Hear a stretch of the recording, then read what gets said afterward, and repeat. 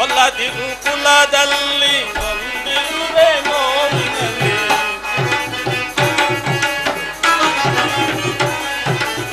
ಒಲ್ಲದಿರು ಕುಲದಲ್ಲಿ ನೊಂದಿರುವೆ ನೋವಿನಲ್ಲಿ. ಇನ್ನೇಕೆ ಈ ಮೌನ ಕೊಡು ತಂದೆ ಕುಲಮಾನ.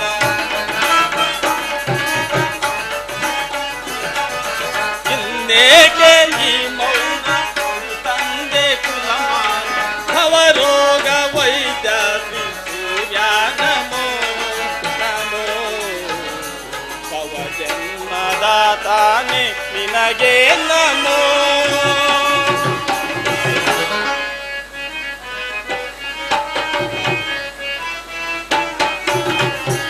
ಎಲ್ಲಿ ಹೋದರು ಎಲ್ಲ ಕುಲಹೀನನೆನ್ನುವರು.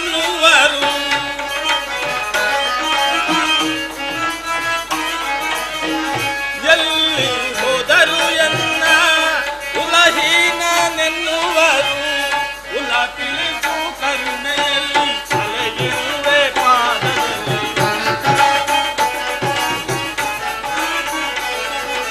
ಕುಲ ತಿಳಿಸು ಕರುಣೆಯಲ್ಲಿ ಅಲೆಯಿರುವೆ ಪಾದದಲ್ಲಿ. ಭವರೋಗ ವೈದ್ಯ ಸೂರ್ಯ ನಮೋ ನಮೋ. ಭವ ಜನ್ಮದಾತಾನೆ ನಿನಗೆ ನಮೋ ನಮೋ. ಸೂರ್ಯ ದೇವಾಯ ನಮಃ ನಮೋ. ಸೂರ್ಯ ದೇವಾಯ ನಮಃ ನಮೋ. ಸೂರ್ಯ ದೇವಾಯ ನಮಃ.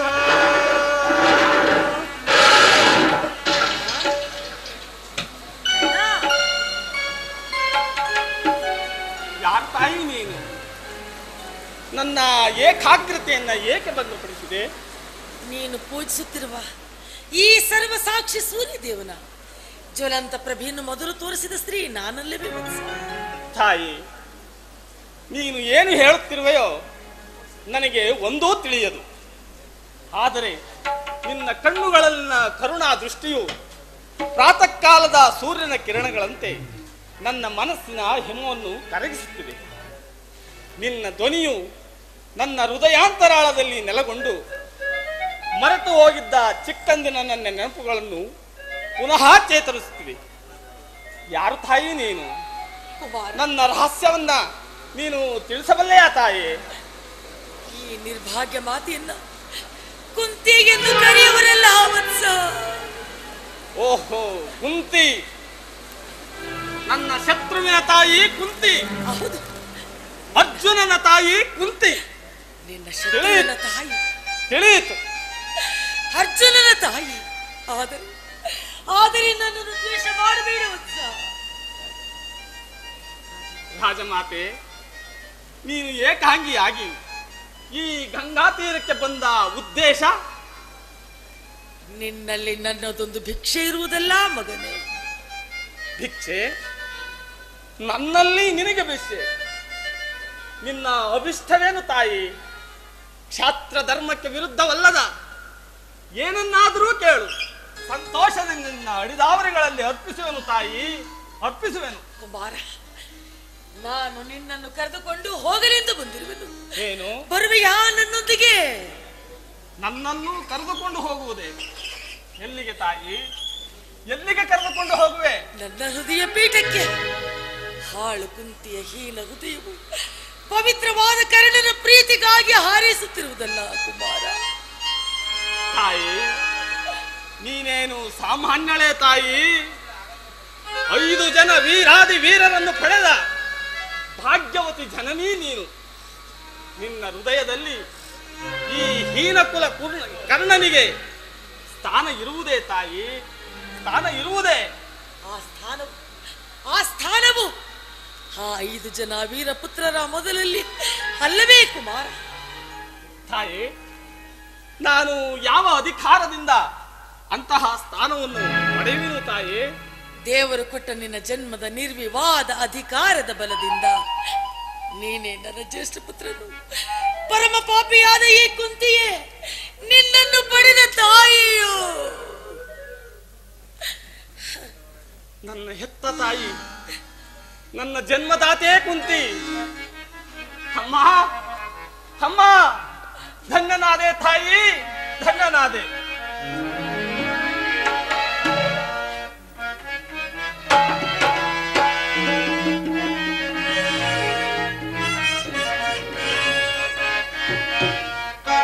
ಬಹುದಿನದ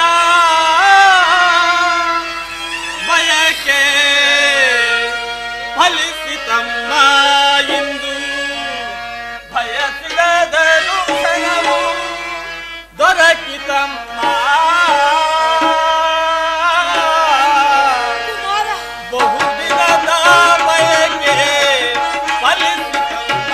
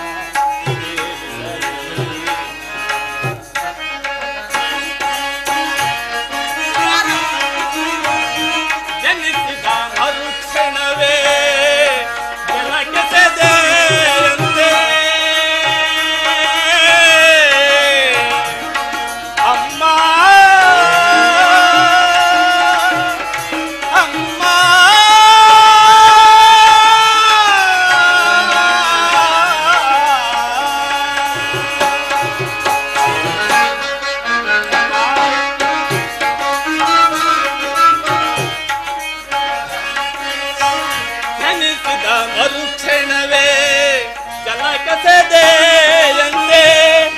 ಮಗು ಅಮ್ಮನಾಗ ಏನೊಂದು ತಿಳಿ.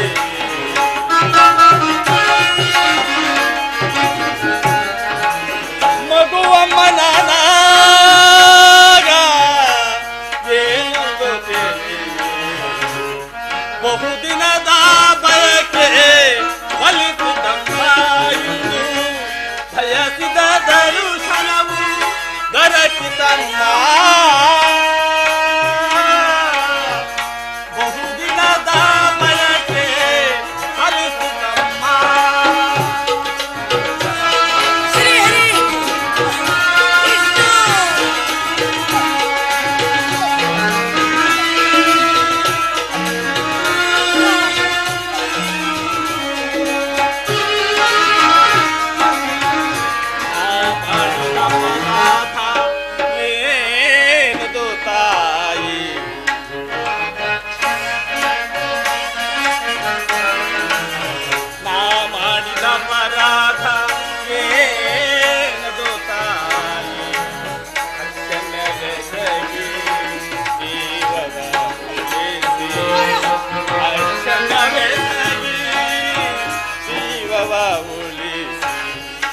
ಮಗನೆಂಬ ಮಮಕಾರ ಬೇಕಿಲ್ಲ ತಾಯಿ. ಅಮ್ಮ ಅಮ್ಮ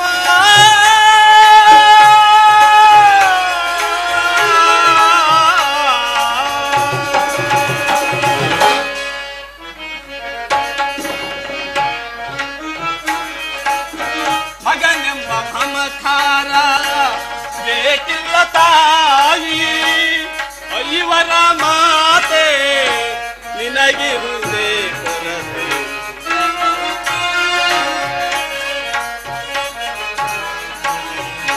ಐವರ ಮಾತೆ ನಿನಗಿರುವುದೇ ಕೊರತೆ. ಬಹುದಿನದ ಬಯಕೆ ಫಲಿಸಿತಮ್ಮ ಇಂದು, ಬಯಸಿದ ದರುಶನವು ದೊರಕಿತಮ್ಮ. ಬಹುದಿನದ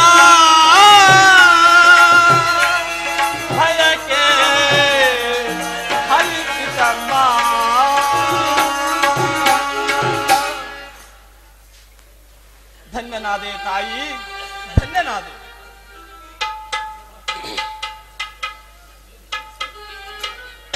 ಇದೇನು ಕನಸೇ ದೇವ? ಹೆತ್ತ ತಾಯಿಯಿಂದ ತ್ಯಜಿಸಲ್ಪಟ್ಟವನಾಗಿ ಅಂದು ಅತಿರಥನಿಗೆ ನಾನು ಗಂಗಾಜಲದಲ್ಲಿ ಸಿಕ್ಕಿದೆನೆಂದು ಜನರು ಹೇಳುತ್ತಿದ್ದರು. ಆ ದಿನಗಳು ಕಳೆದವು, ತಿಳಿವು ಮೂಡಿತು. ಗುಣವೇ ಮಾನವನ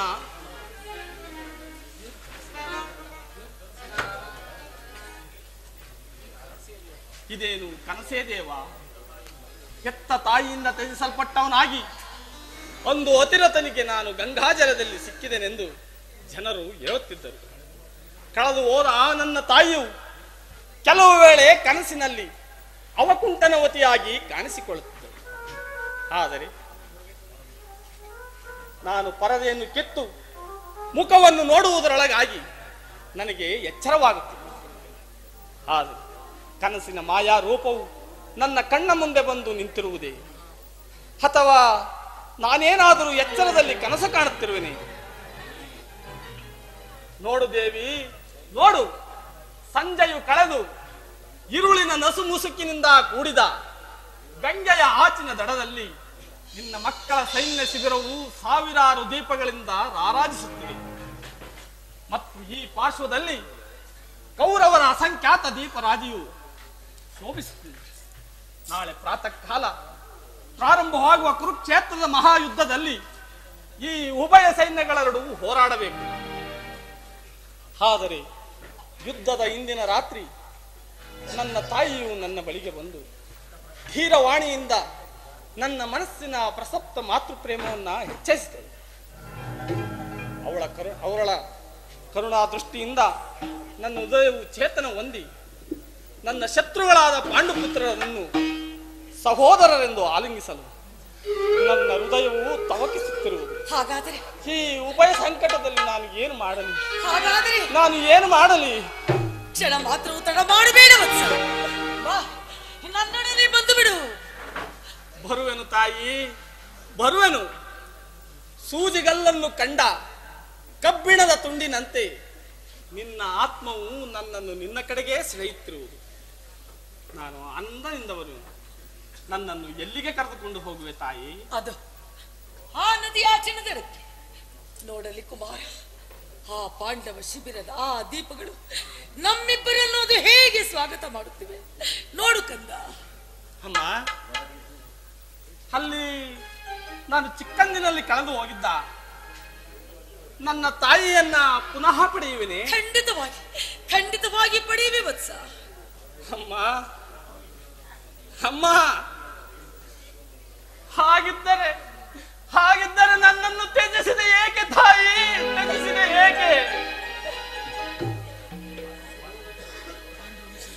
ಪಾಂಡುವಂಶದ ಮಹಾವೃಕ್ಷದಿಂದ ನನ್ನನ್ನು ಕಿತ್ತು ಅಪಮಾನದ ವಿರುದ್ಧ ಕ್ಷೇತ್ರದಲ್ಲಿ ವಿಭಿನ್ನ ಸಮಾವರಣದಲ್ಲಿ ನನ್ನನ್ನು ಬಿಟ್ಟೆ ಏಕೆ ತಾಯಿ? ಬಿಟ್ಟೆ ಏಕೆ?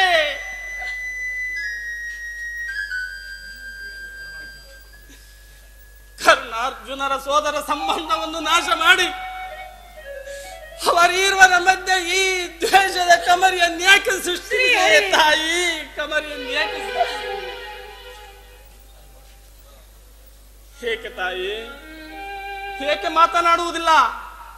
ನೋಡು ನೋಡು, ಈ ನಿನ್ನ ಗಂಭೀರ ಅಂಧಕಾರವು ಭೂಮಿಯನ್ನು ಆವರಿಸಿರುವಂತೆ ನಿನ್ನ ಲಜ್ಜೆಯು ನನ್ನ ಜೀವನವನ್ನು ಅಂಧಕಾರಮಯವಾಗಿ ಮಾಡಿದೆ ತಾಯಿ, ಅಂಧಕಾರಮಯವಾಗಿ ಮಾಡಿದೆ.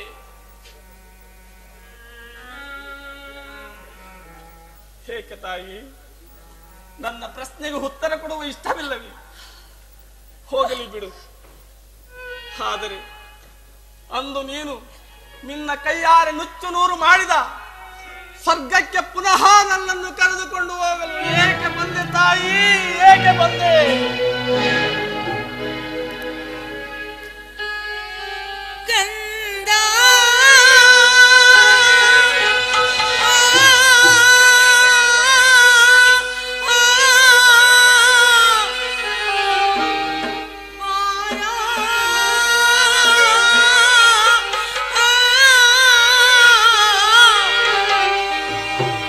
ನಿನ್ನ ತಾಯಿನ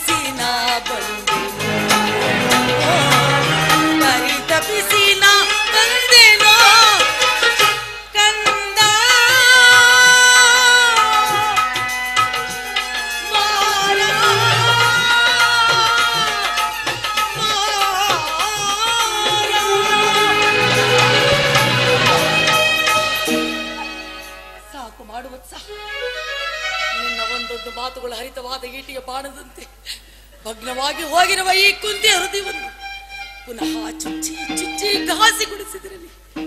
ಏನು ಮಾಡಲಿ ವತ್ಸ? ನಿನ್ನನ್ನು ಗಂಗಾ ನದಿಯಲ್ಲಿ ತೇಲಿಬಿಟ್ಟ ಆ ದುರ್ದಿನದಿಂದ ಇಲ್ಲಿಯ ತನಕ ನೀನು ಆ ದಿನವೇ ಗಂಗೆಯ ಪಾಲಾಗಿ ಹೋದೆ ಎಂದು ಭಾವಿಸಿದ್ದೆ. ನನಗೆ ನೀನು ಜೀವಂತವಾಗಿ ಬದುಕಿರುವುದು ಕನಸು ಮನಸ್ಸಿನಲ್ಲಿಯೂ ತಿಳಿದಿರಲಿಲ್ಲ. ಕರ್ಣ, ನಡೆದ ಅನರ್ಥಗಳಿಗೆಲ್ಲ ನಾನೇ ಕಾರಣ. ಒಂದು ಸಾರಿ, ಒಂದೇ ಒಂದು ಬಾರಿ ಈ ನಿನ್ನ ತಾಯಿ ಮಾಡಿದ ಅಪರಾಧವನ್ನ ಕ್ಷಮಿಸಿ ಬಿಡು ಕಂದ, ಕ್ಷಮಿಸಿ ಬಿಡು. ಹೊಳಬೇಡ ತಾಯಿ, ಹೊಳಬೇಡ. ನಾನು ನಿನ್ನನ್ನು ಕ್ಷಮಿಸುವೆನು. ನನ್ನ ಕ್ಷಮೆಯು ಗಂಗೆಯ ಪವಿತ್ರ ಜಲದಂತೆ ನಿನ್ನ ದುಃಖ ದಾಹವನ್ನು ಶಮನಗೊಳಿಸಲಿ. ನಿನ್ನನ್ನು ಪುನಃ ಹೊಂದುವ ಯಾವ ಆಸೆಯಿಂದಲೂ ನಾನಿಲ್ಲಿಗೆ ಬರಲಿಲ್ಲ ಮಗನೇ. ಅದೊಂದು ಬಯಲ ಬಯಕೆ ಎಂದು ನಾ ಚೆನ್ನಾಗಿ ಬಲ್ಲೆ ವತ್ಸ. ಆದರೆ ನಾನು ಬಂದದ್ದು ನಿನ್ನ ಜನ್ಮಗತವಾದ ಕುಲಮಾನ ಗೌರವಗಳನ್ನ ಪುನಃ ನಿನಗಾಗಿ ಕೊಡಿಸಲು ಮಾತ್ರ. ಅಮ್ಮ ಅಮ್ಮ, ನಾನು ಸೂತ ಪುತ್ರನಾಗಿಯೇ ಬೆಳೆದೆ, ಸೂತ ಪುತ್ರನಾಗಿಯೇ ಉಳಿಯುವೆನು. ನನಗೆ ಮತ್ತಿನ್ನಾವ ಅಧಿಕಾರವು ಬೇಡ ತಾಯಿ, ಬೇಡ. ಹಸ್ತಿನಾವತಿ ರಾಜಸಿಂಹಾಸನವು ನಿನ್ನದು, ನಿನ್ನದು, ನಿನ್ನದು. ಅದನ್ನು ಹೊಂದುವ ಅಪೇಕ್ಷೆ ಇಲ್ಲವೇ ಕುಮಾರ? ಅಮ್ಮ, ಸಾಮಾನ್ಯ ಮನುಷ್ಯನಿಗೆ ನಿರಾಯಾಸವಾಗಿ ದೊರಕುವ ಮಾತೃ ಪ್ರೇಮವನ್ನ ಅಂದು ಕೊಡಲು ನಿರಾಕರಿಸಿದ ನೀನು ಇಂದು ನನಗೆ ಈ ರಾಜ್ಯದ ಆಸೆಯನ್ನು ತೋರಿಸುವೆಯಾ ತಾಯಿ? ರಾಜ್ಯದ ಆಸೆಯನ್ನು ತೋರಿಸುವೆಯಾ?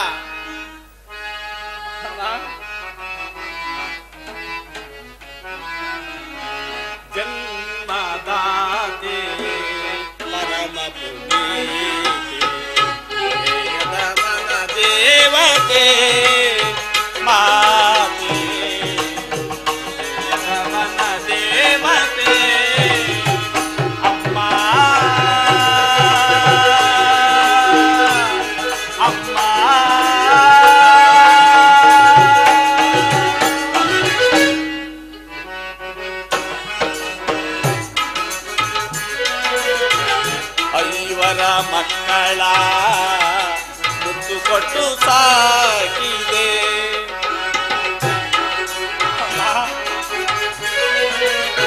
ಐವರ ಮಕ್ಕಳ ಮುತ್ತು ಕೊಟ್ಟು